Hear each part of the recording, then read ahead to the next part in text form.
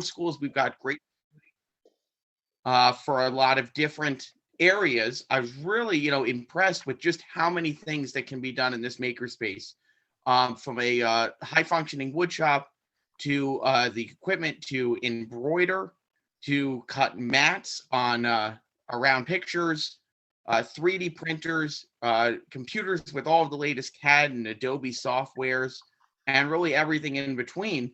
And in addition to running this space and serving the faculty, the students, and those populations at Rutgers, they're also actively creating an additional space, which they are hoping to be out. They had their fingers crossed for September, but what we could say sometime in the fall semester, have an additional space at Rutgers with even more equipment. And they were talking about some virtual welding equipment and even larger CNC machine, just to name a few. But it was just a really great program. And perhaps most unique that when I got to visit it was there was a lot of students there. Very good timing with the end of the semester, trying to finish up a combination of personal projects and classwork projects.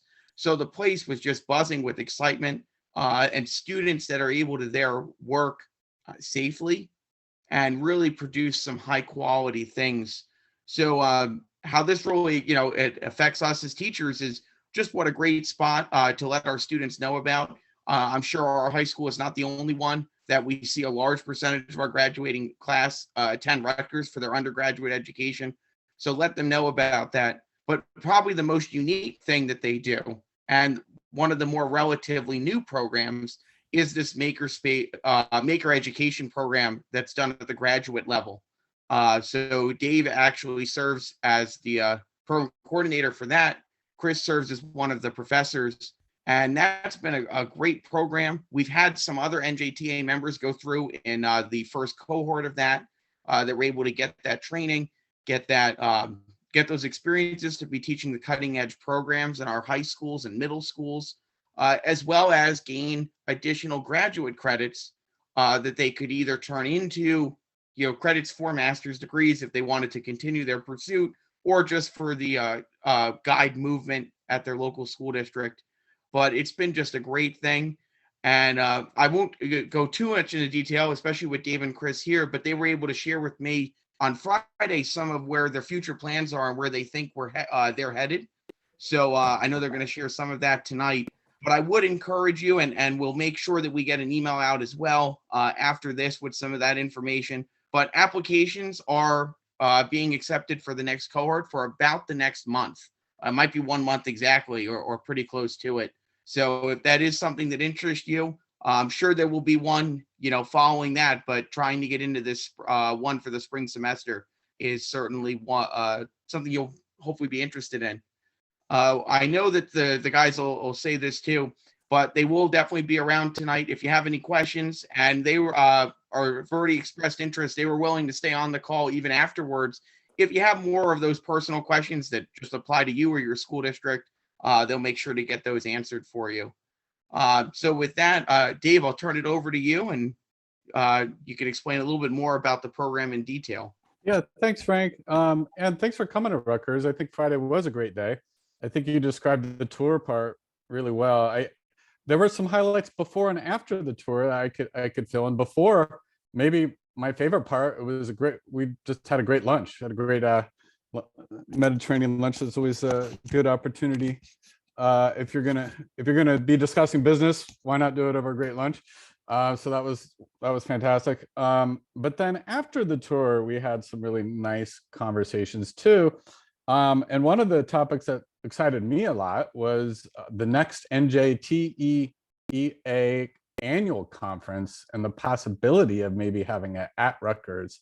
So I know Frank is interested in that possibility.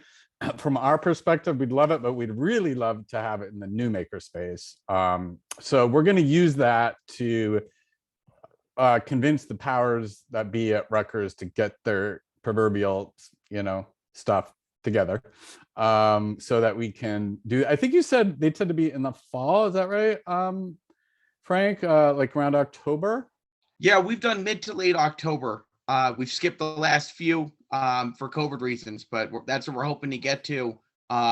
And hopefully we'll be working with the Rutgers team to solidify that date and get a save the date out there.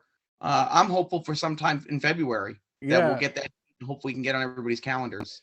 Yes, Skip Carter, who sort of started the Makerspace and the New Jersey, is like co-director of New Jersey Makerspace Association. He was optimistic. He knows much more about it than I do as far about getting in there sooner than later.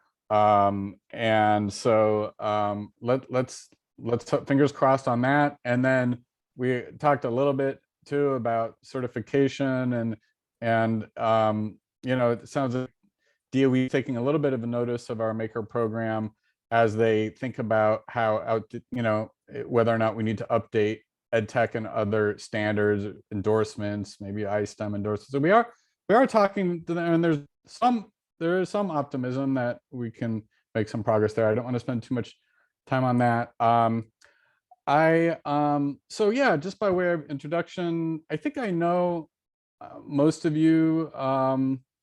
You know, as officers, Lauren, I think I've seen you on these meetings. Ryan, I know he teaches at my son's middle school when he went to middle school there, William Annan or WAMS. And Danielle, Danielle joined the tour on Friday virtually, and we've been emailing, and I actually promised or told her by email that this would be a time to learn a little bit more about the program. So especially for her and of course I work daily with Chris. We know each other well. For her benefit, and maybe for those who might view the recording, Chris and I, so we maybe start with just a little bit on the program, just like the nuts and bolts, like just like 2 slides worth. And then, as Frank said, we can discuss more after for anyone who is interested and might have questions. And Daniel, if that's the time you want to ask more about it, that would be fine. I'm going to share my screen quickly.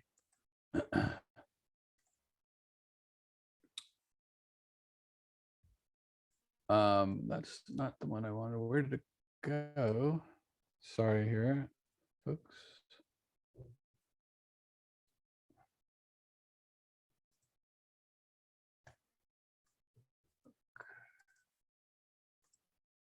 All right, can you see that? Can you see that now? Yes. Yeah? Okay. So yeah, so, and I think, you know, just again, by introducing myself, I direct the CMSCE. We started the program. We focus on basically teacher professional development to, you know, to improve STEM education in the state. We're really excited about this new program that we're putting together for educators, also librarians, media specialists, and others. And you know, as I think people know, like, you know, maker spaces are really growing, and maker equipment and tools are appearing a lot in the schools now. And it's one of those things where the technology is probably outpacing the training, right? We have more technology than maybe a lot of people know what to do with. And so a lot of schools are just lacking that, you know, the training in how to use the machine and really how to make STEM rich curriculum and pedagogy that takes advantage of it. So the main idea of this program was to give educators in New Jersey another option other than, say, the tech ed you know, certification route, because I know that takes, you know, usually like a 2-year master's. A lot of people who want to be the point person in the makerspace or just use like a maker, you know, make like a maker-based course or cycle course, or a lot of times the librarian and media specialist wants to make more of a makerspace out of that space. They you know, they already, a lot of these people already have a master's or certification in a different teaching area. They don't necessarily want to go back and do a 2-year master's and get that certification. So the idea was to provide another option where we thought, okay, within a year or less, we can provide, you know, the training and resources necessary to run and use a makerspace, or just lead maker-based courses, projects, and activities, learn all the safety requirements. And thanks to people like Chris, who've been through the tech ed certification, at the same standards as those programs. And I think in time we'll get feedback, and we can work with NJTEEA to assure that. And of course, again, it's not really just the technology; it's the educational experience. So the most important part, to be able to create STEM-rich curriculum addressing new education standards like design thinking, computer science, NGSS, climate change, and others. And again, to do this and get a state-approved certificate from Rutgers all within 1 year, that is sort of the main idea in a nutshell. The courses, I can give you a 1 or 2 sentence thumbnail of each one, just briefly, so you know what the program is. The first course, called Developing a Maker Mindset, we try to give all the participants immersive experience in actually doing, creating, going through the design process, doing maker-based projects, and in some cases using advanced equipment like a 3D printer, laser cutter, or simpler technology as well.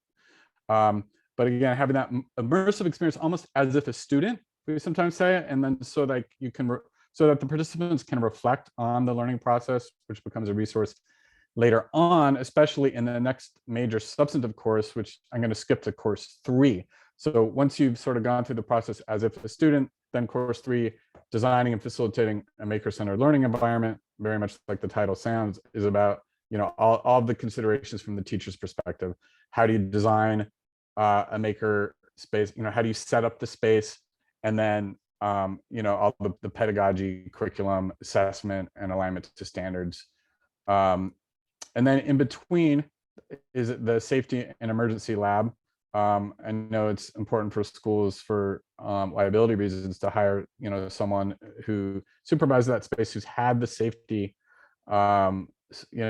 training. And in this course, led by, this is sort of Chris Anderson's baby in a way. He really helped to design this course.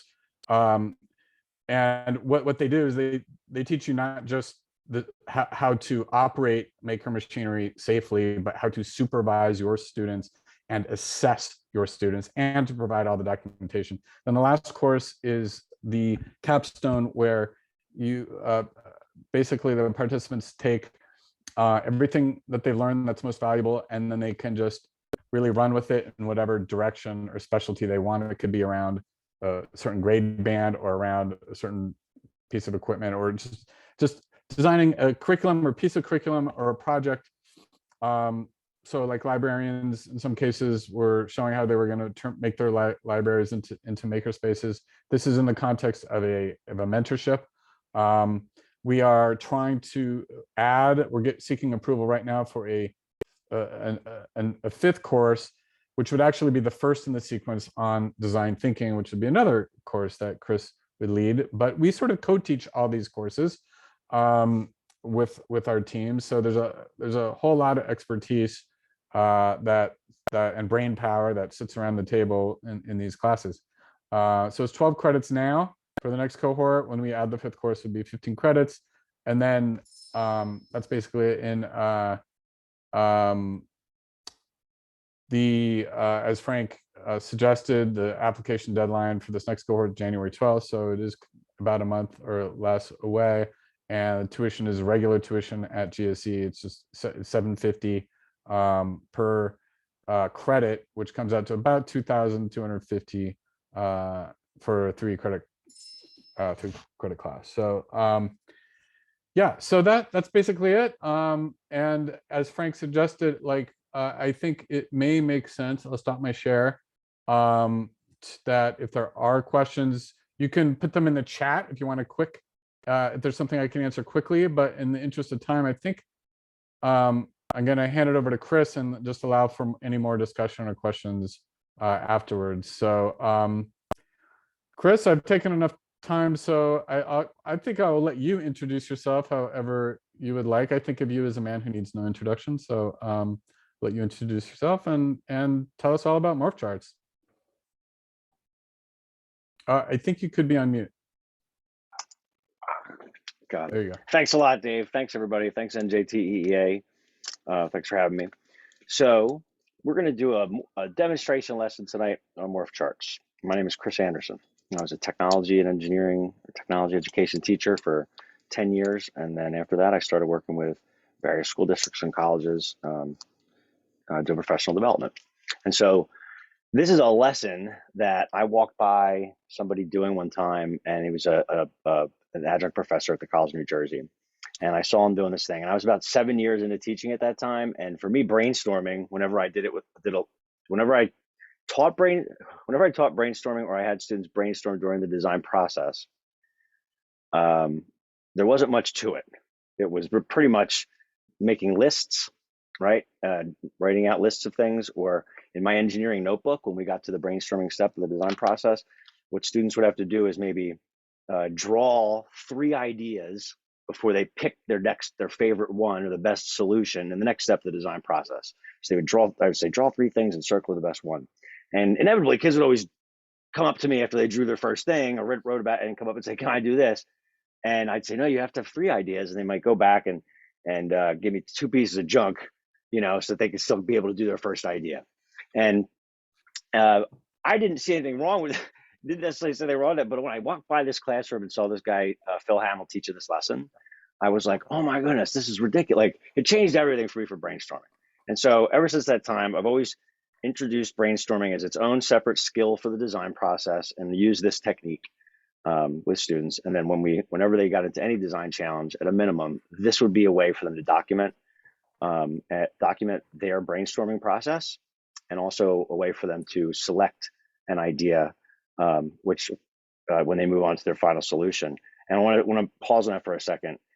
Throughout the design process, you go from one type of thinking to the next, and that's convergent to divergent, convergent to divergent. And so when we do research, we're converging on facts and information, right? We're closing in on data. And then when we get to brainstorming, we're supposed to be divergent and be able to come up with lots of ideas and think out outwardly without stopping, not just coming up with the first thing that pops into our head. And so after we diverge in brainstorming to pick the best solution, we go back to converge, right? Convergent thinking. So think about that, because standard 8.2 and design thinking, I think, really gets into what is not inquiry, but what is design, and what it means to be able to be iterative, to be able to brainstorm, to be able to come up with lots of ideas without stopping or putting any ideas down, and trying to turn brainstorming into something that you can get better at, and then also use to measure and assess something during the design process, that step of the design process. So without further ado, let me start this lesson. Danielle, do you mind if I ask what grade level you might be at? Because I would use this lesson in any grade level. It's just a matter of how much I might be holding students responsible for on their papers when they do it, and how much I'm doing with them. Okay, great, middle school. So I put in the chat window a pre-recorded version of this lesson I did with 5th graders up at the board, at a whiteboard, but there really wasn't any setup to that video. You just see the lesson here. Okay, cool. And so what I often do when I start one of these lessons is I pretend that, let me share my screen here.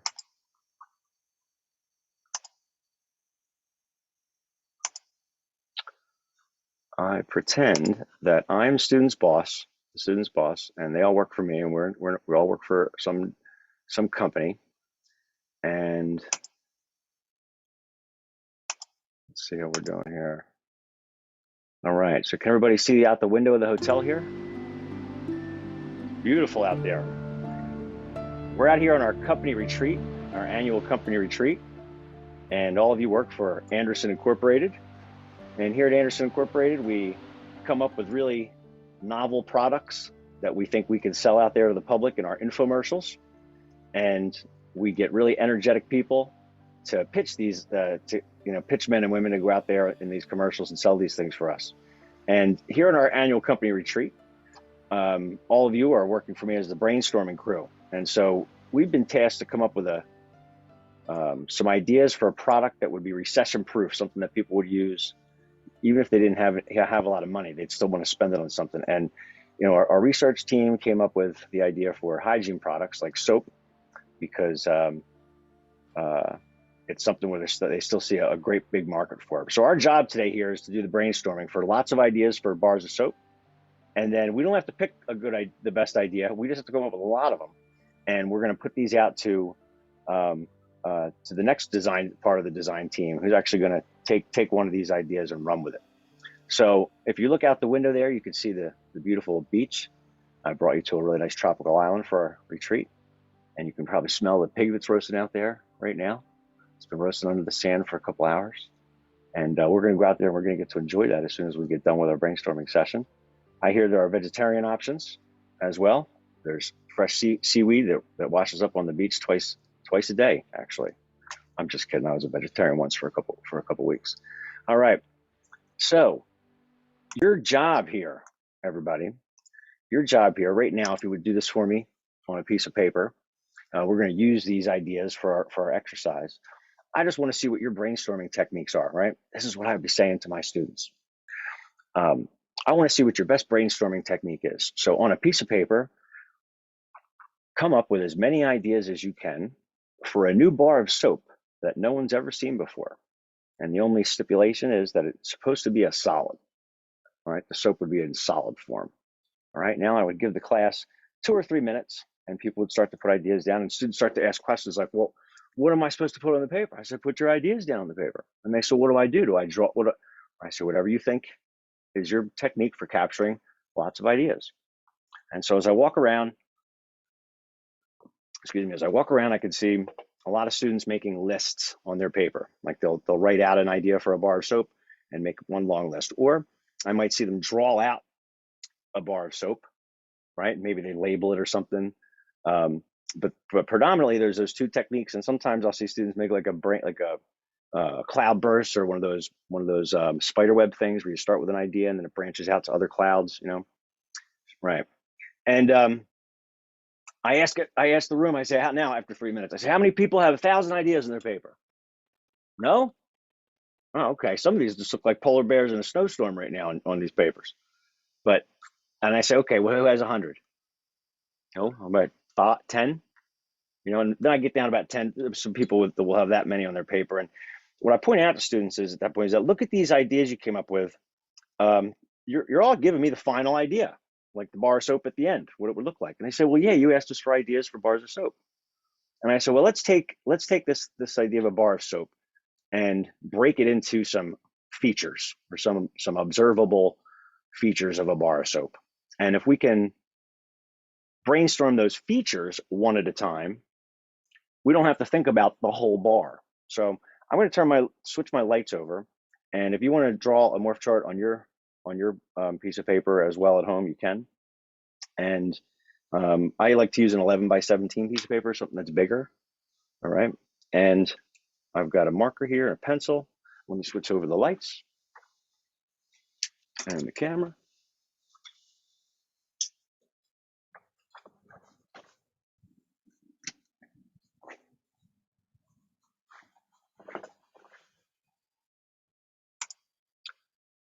See how this looks here.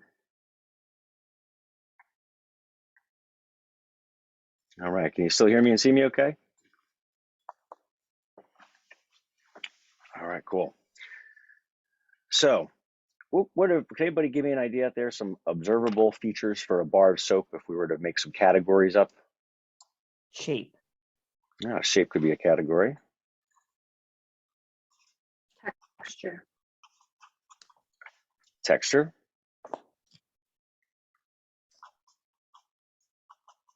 Danielle said color. Color. I was anticipating that. That's why I waited for it to go in the second row there. Another one? Smell. Ooh. Smell. Jinx. How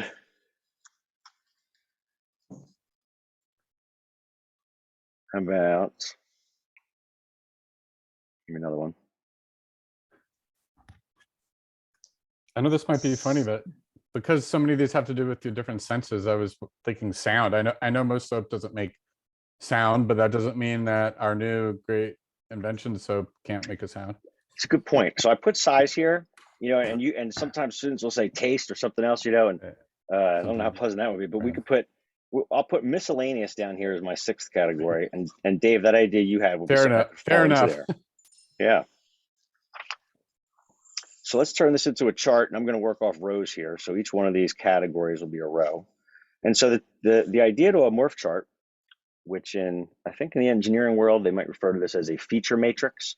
And we'll talk about some applications for these later. But we call it a morph chart. We'll show you why in a second. Now here's here's some of the rules for the game of the morph chart. You're going to tell me ideas that you want to put up here. And instead of thinking of the whole bar soap, we're just going to brainstorm a number of shapes, possible shapes. Then we're going to brainstorm a number of colors, textures, smell, size, miscellaneous features.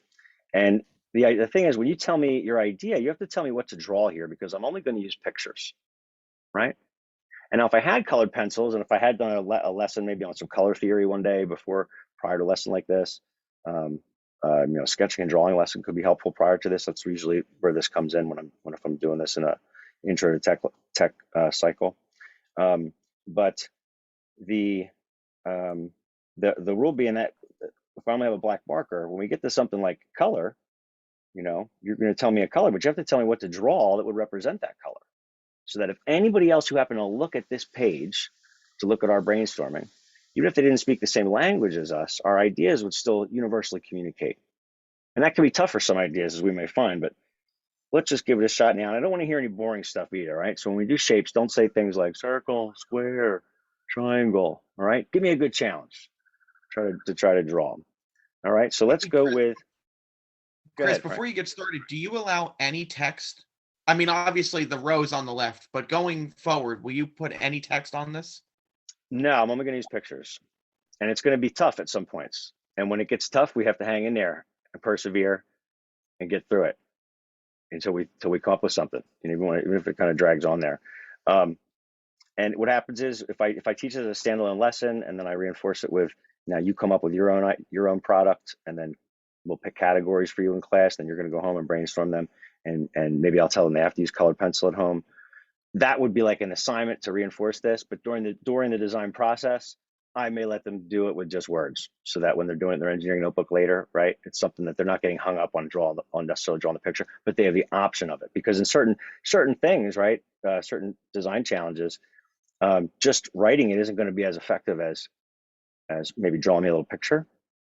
Just to give you a quick example of that, I had a hydroponic system, and students were coming up with, everybody had to use a soda bottle, right? And they're making a hydroponic system out of it. And previous to brainstorming during the research step, they had to go around to stations and figure out if this plant was growing out here. And they had the water down here and a wick that came through. They had to go to a station, experiment with different materials and see what would make a good wick, and then come up with different ways to agitate the wood at another station, and then come up with other ways to build onto this that in a way that they could insulate this but still see the water level. And these different stations that they did as their research step turned into, now come up with ideas for your system for different materials that could wick water, different ways to agitate water, different ways that you could insulate, and certain things that a picture might end up actually being more helpful.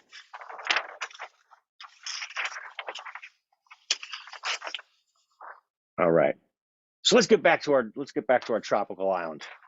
I can smell the pig roast out there. Okay, now I'm going to take your ideas. Let's get started. I already see Danielle's got some stuff up here. Starfish. Zoom in here a little bit. You got the starfish. Somebody give me another one. Polar bear. Polar bear. Seashell.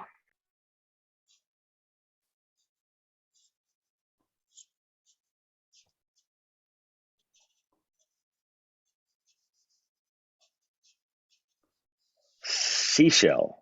What kind of seashell?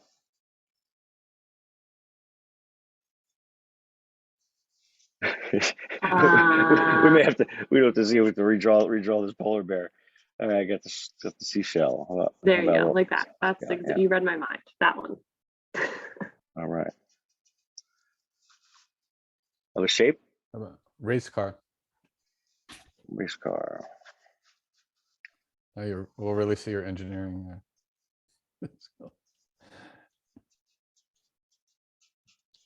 I'll say you're a way better drawer than I'll ever be, though. So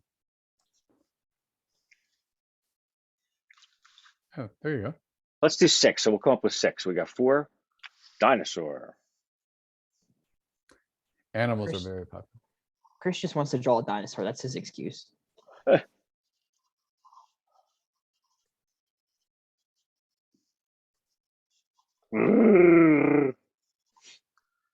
an herbivore. It's eating plants. All right, we got 6 here. Oh, we need one. We need one more. One more shape. Hammer. A hammer. Fit this one in here.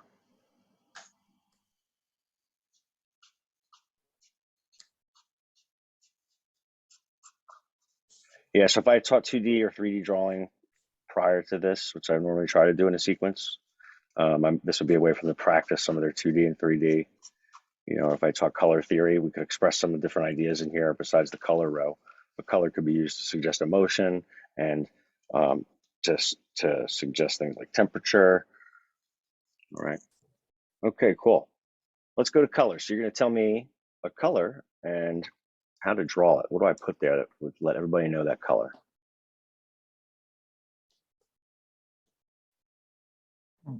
Sun. Hmm. What's that? Draw a sun, represent yellow, Sun. or a banana. I don't know. Okay. Color the sun. Another one. Rainbow. Rainbow, so we can represent all the colors at once here. This is going to cut into my polar bear a little bit.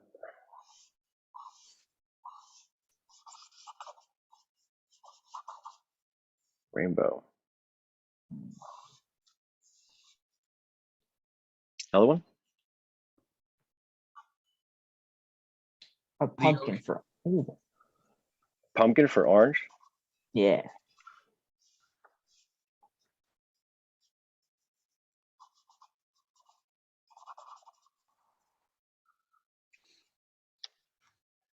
All right, I'm going to help you guys. We're going to, for these last 3, right? I want to get 3 different ideas up here. I want to come up with invisible, glow in the dark, and transparent. That's 3 different concepts here. Invisible, glow in the dark, and transparent. And at this point, I might ask them to talk to one another next to each other at the table and say, you know, and share their ideas with one another, right? Because we're trying to, these are 3 things that could seem similar, right? All right. Want to give me an idea for invisible? Radioactive, oh, invisible. I had for neon or glowing radioactive waste.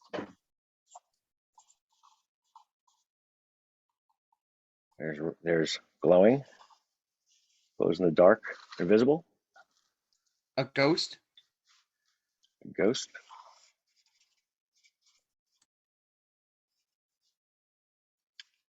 And transparent. What's something that's transparent?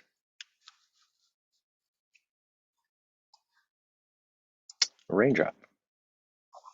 There you go.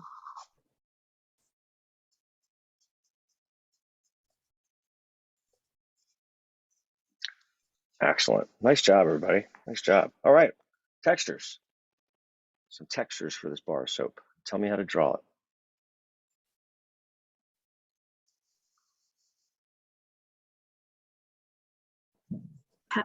Pebbles, bumpy, like pebbles. Some pebbles. And how would you know they're pebbles if I do a bunch of little round things? How would you know they're not that? Well, I guess if you mistook them for jelly beans, right, it would still be okay because we're talking about the right. Yep. Yeah. All right. Cool. Another one.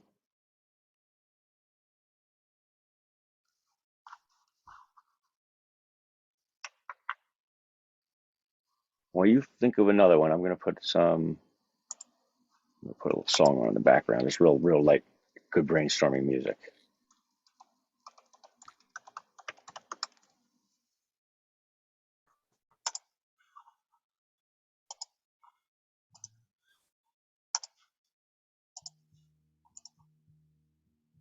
Okay, smooth. No idea how to draw it. What's smooth out there? I know what you mean. Because if we just do like a sheet of glass, how would you know that it was a sheet of glass? Window pane. Smooth like a window pane. How about like a billiard ball? Like just an 8 Or ball bowl, yeah. or a bowling ball. Smooth like a bowling ball. Nice. I'll make sure you know that's not a coconut. I have to put some bowling pins in the background. You know what? I gotta congratulate you two, your guys too, at this point, because sometimes in some classes, right, they will start to. There'll be somebody in the room, or more than somebody, who has an idea for their final bar of soap, and they're gonna want to make that bar of soap no matter what the Morph Chart says. And so I start getting this beach theme that comes through here. You know what I mean? Where like everything all the shapes are things from the beach, you know, where they're all living things and nothing is an inanimate object, right? And this is what, and so what we want to look for is if we end up in a situation where there's like, where we, instead of diverging, we start converging, and you see things that are totally similar on here, you can stop kids and say, hey, take a look at the last thing that we did. All right, we got to get out of this pattern we're in here. I want you to come up with something that's the opposite of the thing we just put here. You might think, well, what's the opposite of a pumpkin? You know, it's like, well, that's up to you. A pumpkin's a living thing. Can we have a non-living thing? A pumpkin is orange. Can you think of a color that you think is complementary to orange on the color wheel? It's on the other side. You know, different ways to get us out of a convergent pattern and get thinking outwardly and not be thinking of the whole solution, the final solution at the end. You know, I get a beach theme where it's like it's a seashell and the color's the color of the beach, and then the texture's the texture of sand, and then the smell is going to be the smell of the suntan lotion. I'm like, whoa, where we go? You know. All right, smells. What do we got for smells? Coffee. All right, I'll put some coffee here. Danielle said sweet like a flower. Chocolate. All right, so I need a Hershey Kiss here.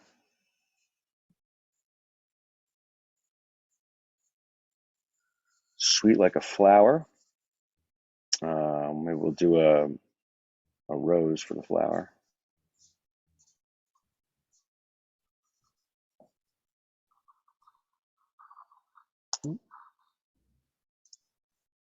Another one, another smell. Sawdust. I was Sawdust. just thinking that.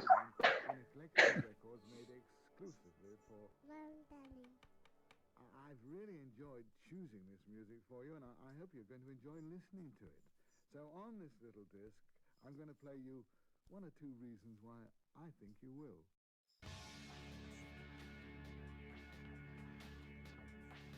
How's that for my back saw? That's pretty good. All right, so sawdust. Point to the sawdust down there. Smell sawdust. How about, can you guys guess this smell?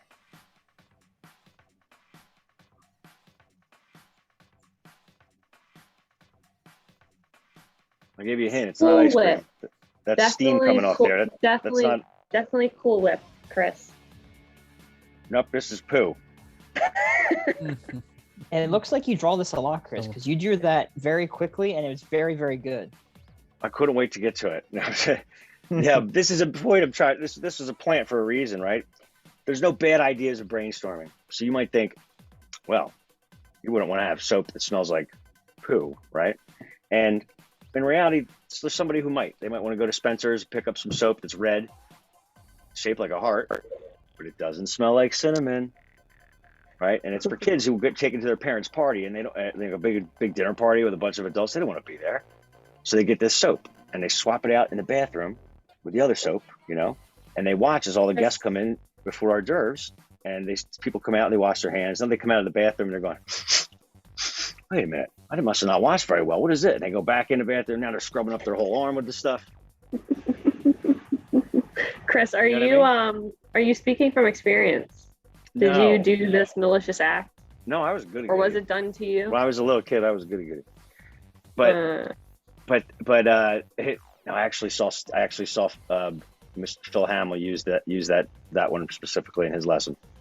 And so, but let's say I put something up here, you know, and be like, you would never be a soap, you know, soap. There'd be no reason there'd ever be a soap for whatever. It's something I put up here, you know, and that may be the case. Somebody puts an idea up here, and it's like that could never be a good idea. And you know what? Put it up here anyway. We don't put any ideas down, because a bad, you know what makes bad seem really bad? When you put bad next to something that's really good. good doesn't look as good till it's next to something bad, and bad is never as bad till it's next to something good. You need the dichotomy to understand the two, right? And so sometimes having ideas up there that are terrible ideas can really become the antithesis of something good that stands out, or these ideas could come up being useful later. So the point is that during brainstorming, we're trying to teach kids specifically in this lesson, hey, we don't ever put any ideas down. You never know what could turn into inspiration for something else. All right, smoky fire or a candle. I like that one. Let's get a little candle action going there. Candle action. Good. All right, Mr. Cohen just joined us with his kids. All right, we're done. This is great. We got 1, 2, 3, 4, 5, 6 smells. All right, now we're moving into sizes. Sizes. Give me ideas for sizes for a bar soap. How big could a bar soap be? 3 by 5, like an index card.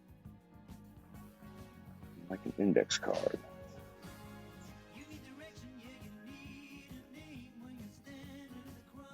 So I'm going to put a hand back here just for reference there. So not 3 by 5. Another size. Quarter. What was that? The size of a quarter. The size of a quarter? Yep. 5. 5. 500? 5 feet. No, 5 Feet. feet. Just Oh, I 5. like the way you're thinking there. I like the way you're thinking, because we should get a bar soap that is the size of a refrigerator. 5 feet tall, 6 feet tall. How cool? How cool would that be if they brought a bar soap to your house and it was the size of a refrigerator? All right, and I just got to switch my camera for effect here. So then you go Come to when your you- house with a refrigerator with this giant thing on a hand truck, you know, like bringing a bar of soap into your house. It only happens every 5 years because it's so big, you know. But then you can take a shower like this with the bar of soap. How cool would that be? Well, in it, I mean, is it hollow like a fridge? So you go inside it, and then you know what I mean? You can rub up against all sides. Hold that idea for the miscellaneous category. I think we're like reinventing really how to crazy. shower right now. I think that Oh, we yeah. just like broke the system. Let's switch Never back over ordering here. new soap. So now let's come back to other sizes. Other sizes a bar of soap could be. The size of your hand. Like We draw got- a glove. We got that with a 3 by 5, I think, because I got the hand under it already.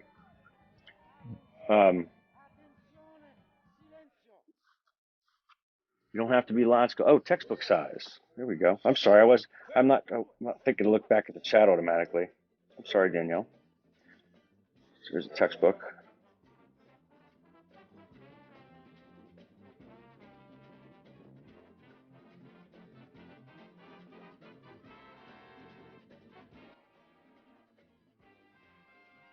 So we know this is a book. We have to have somebody back there reading it, right?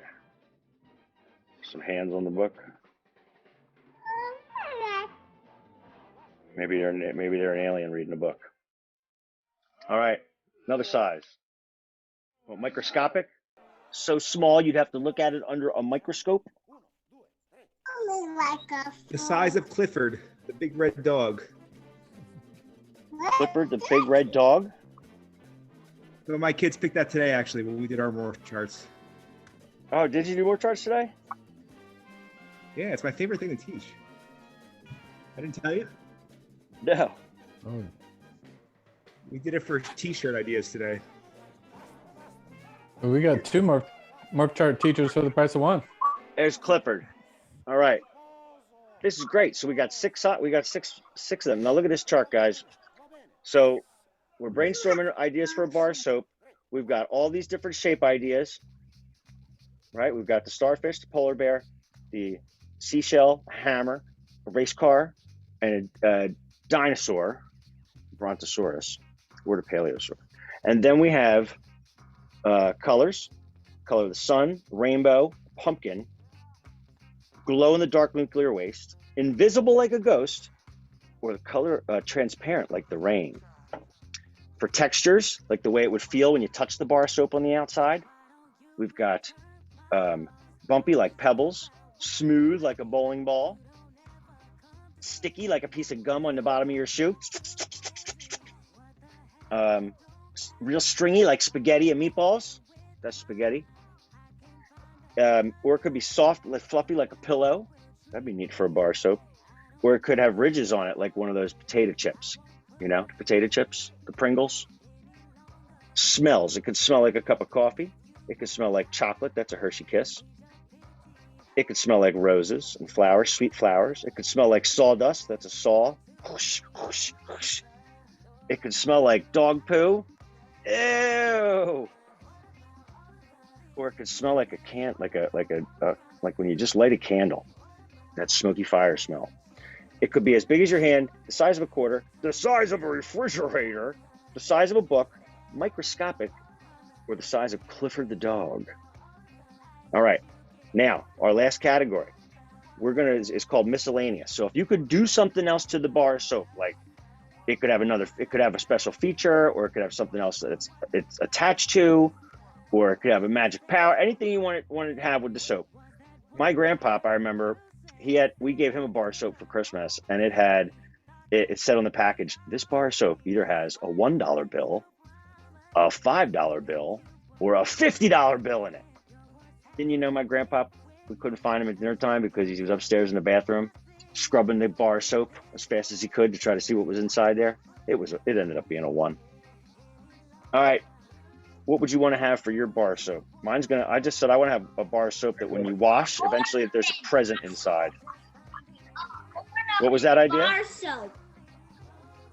What's that one? Ornament bar soap.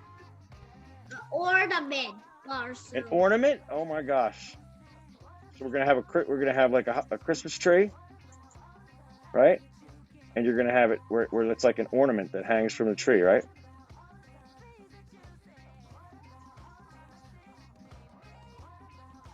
Cool.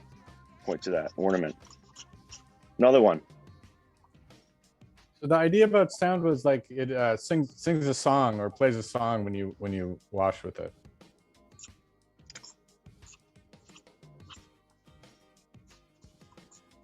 Musical soap. It has a toothbrush attached to it, so you do all-in-one shopping or all-in-one washing. A toothbrush.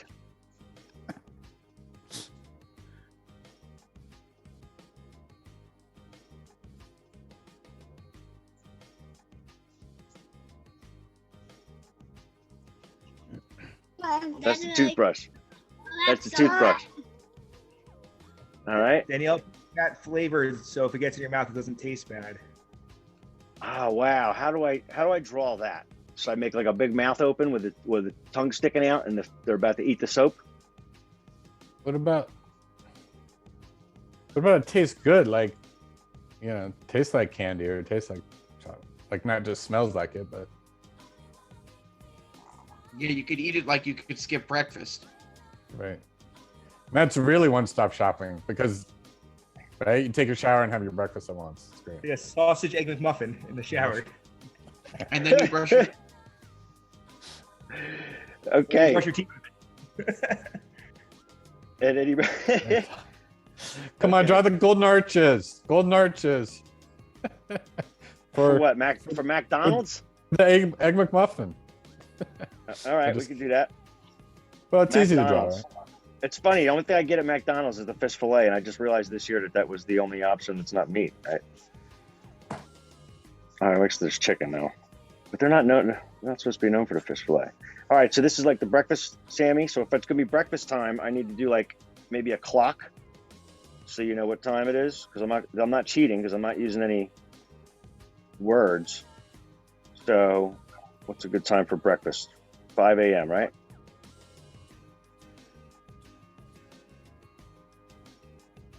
Wow, this is so cool. All right, we're almost finished. I know I went over the whole chart a second ago to review with everybody, all the different ideas that we had. All right, let's turn that music off here. But something I should really do.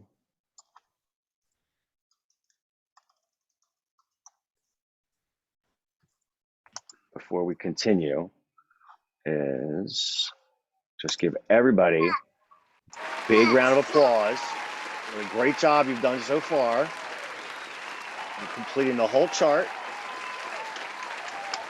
Good job, everybody. Good job, boys. All right, now what we have to do is we're going to pick, now let's say I was in the design process, you know, and again, before this, I researched stuff with soaps, and then I came up here with my brainstorming chart, my morph chart, and now I want to go from this to maybe now turn this into 3 possible ideas, or come up with your one favorite solution. All right, and you know what, I'm reminded of this, Danielle, I want to make sure he's smiling down here. So I got to put some dimples there that he's smiling because he's so happy he's eating the soap. I don't want people to think he's being punished. All right. Now to get to our to go from being divergent to converge on one idea, now we're going to pick our favorite one from each row, and I'm going to circle it in red. All right. So I need your help, everybody, to come up with our favorite idea. Which one of these do we want for shape? If I was in my classroom, I might let people yell out loud. I might have people raise their hands, take a vote. Which shape do we want? Boys, which shape do you want? Which shape? Pick a shape. Starfish, polar bear, seashell, hammer. Troy's yelling giraffe. Troy wants a giraffe, but we know it's a dinosaur, so we'll go dinosaur. Dinosaur. You know what I heard about dinosaurs and giraffes? It's horrible for them. Whenever they get a sore throat, it's terrible. We know that's what Chris wanted too, so it works out. It works What out color well. do we want? What color do you want? Like the sun, rainbow, pumpkin, glow in the dark, invisible, transparent. Rainbow. Yay. Rainbow. Now we're on textures. What it feels like. Soft. Soft Good like textures. like your pillow. Soft like a pillow? Yeah. You got it. Oh, that was the one. What smell would you like it to smell like? Poopy diapers. We've got Rose. Oh, rose. it's going to be gross smelling. Rose. No, rose. Oh, like the The rose. flower, the rose. All right, we got it smelling like a rose. And what size? How big? Big size. This The book. book. Penny. Coin. Penny. Coin. The penny. The quarter. Size of a quarter. Size of a coin. Excellent. And what extra feature would you like it to have at the bottom here? Extra feature. Does it have a gift inside? Is it turn into an ornament? Does it play music? Are you able to brush your teeth with it? Does it taste good? Or is it going to taste like a breakfast sandwich from McDonald's? These from the bottom. No. How about McDonald's? McDonald's? Yeah, this one, McDonald's. No. Ornament wants- was one of your guys' ideas. Let's do ornament. Do ornament. That was your idea. Ornament. Yay. So maybe All right, like sweet. So ornament, we already did shape. So what is it? What's the special power? Like maybe it lights up kind of like an ornament, or it's like glittery like an ornament, or Book. something like that.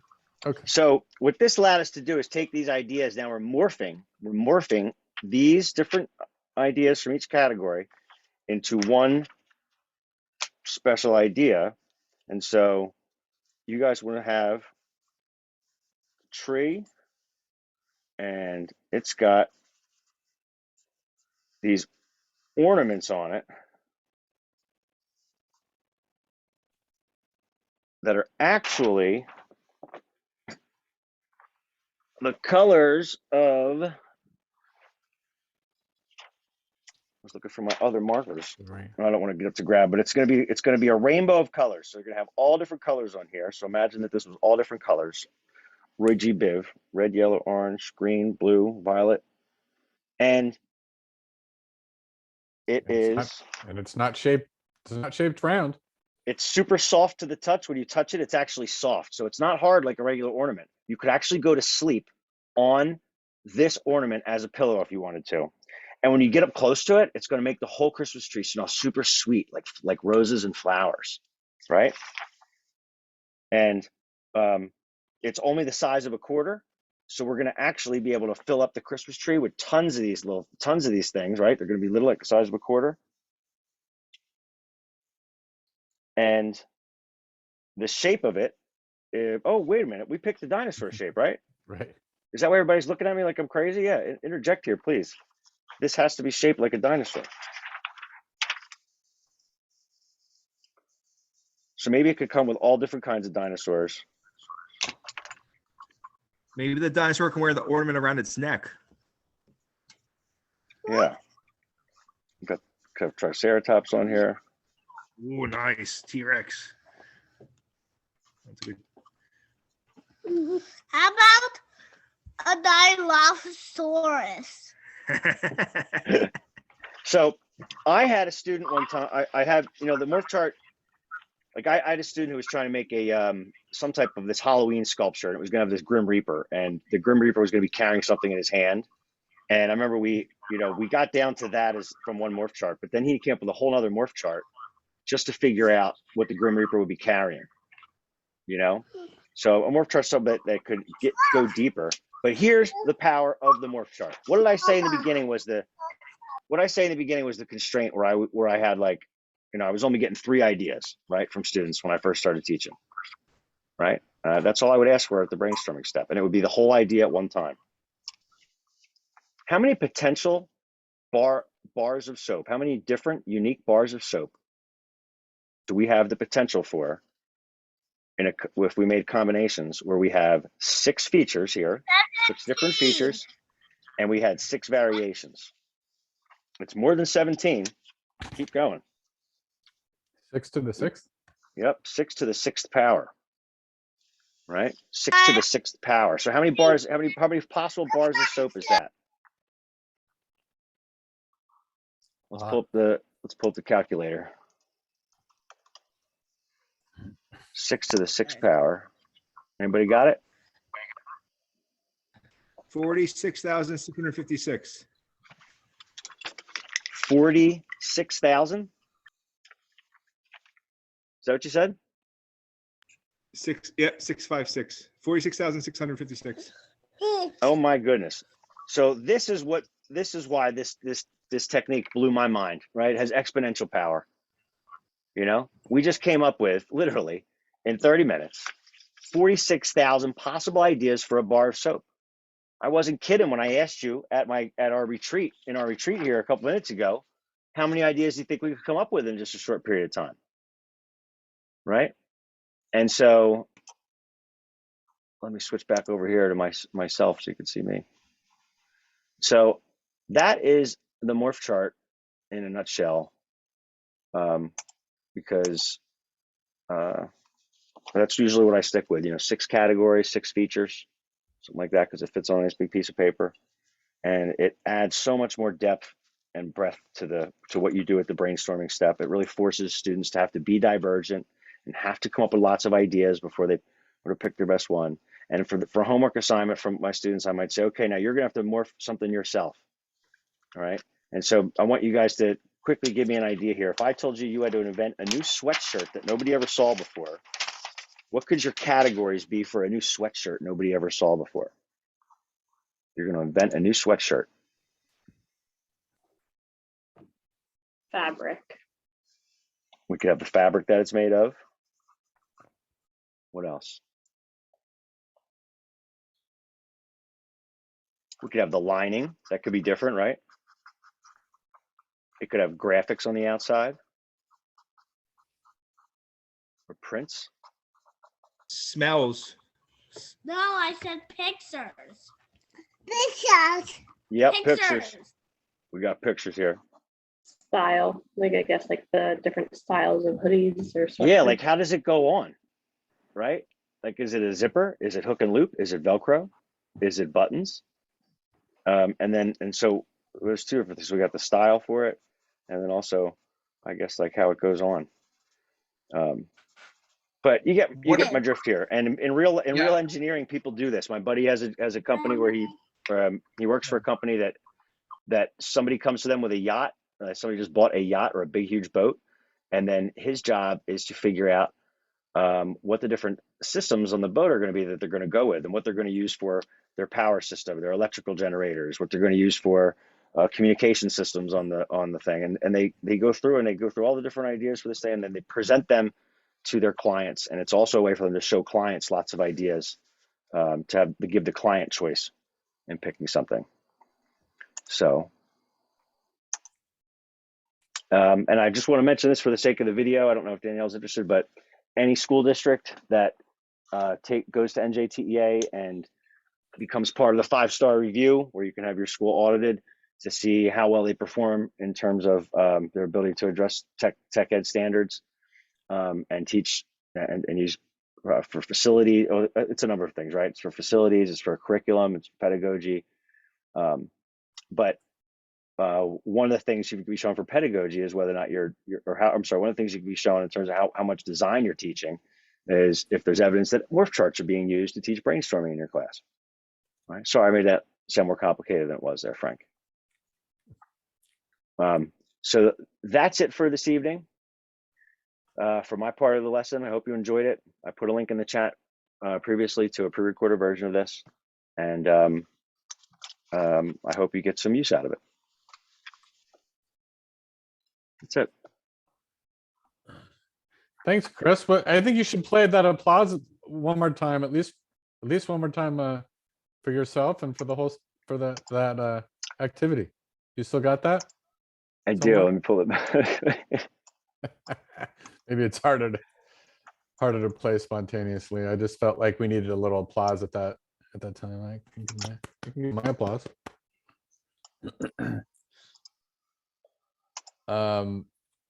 Yeah. Good job. There we go. There we go. Good clapping. Very nice. And Eddie, your kids did an amazing job. What are their names again? Say your name. Shane and Say your name. Cherry. Troy. Yep, Troy. Troy and Shane, you guys did an amazing job. Was that fun? Mm-hmm. Yeah. Do you think Chris is good at drawing? Yes. He's so good. Oh boy. Because he's a lefty. Yeah, you should get a job as the you know what I'm talking about, the idea, the person who draws the stuff really fast. I went both the showers already. I'm just reading our comment from Danielle. Thank you. She says she loved it. She'll use this in her 8th grade science class. They're designing an invention to solve a real world problem, and they're gonna have to pitch it like the show Shark Tank. Hey, what a great way to use your best claims, evidence, and reasoning, like they do in Shark Tank, and pitch it. They just finished their research and they're about to design prototypes after winter break. So they're moving into the brainstorming step, the design process. That's awesome, Danielle. Thanks for giving us that feedback. We really appreciate it. Sounds like the perfect time to use it. Yeah.